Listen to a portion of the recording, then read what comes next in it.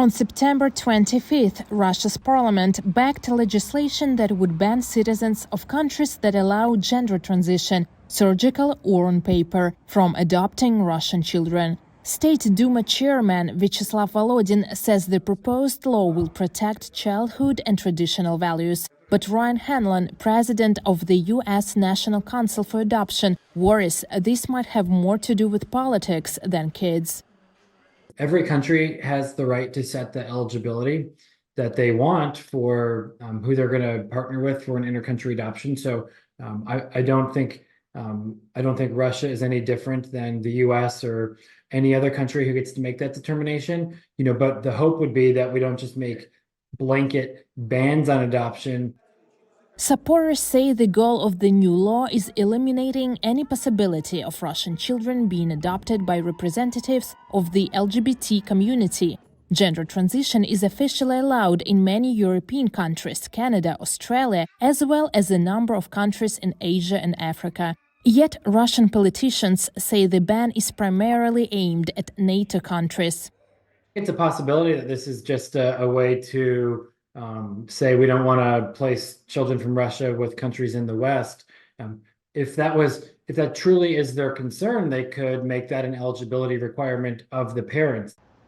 The new law won't affect the U.S. because there is already a Russian law banning American citizens from adopting Russian children.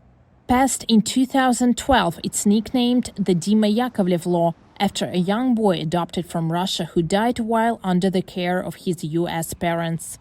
American Sylvia Tanner adopted 4 children from Russia in the early 2000s. Nastya, Nikita, Valera and Anya came to the U.S. from orphanages in Khabarovsk and Birobidzhan. We applied and we had the children with us for a summer camp, and then we went over and picked them up. We loved it so much. We heard of 2 other children a couple years later, and we went and picked them up too. Tanner, whose kids are grown, says bans like this only harm Russian children, depriving them of a full life in loving families. Well, I feel it's very sad because there are many couples like my husband and myself that were so blessed to have these amazing children. And it's causing a lot of problems for the kids, too, that are in the orphanage.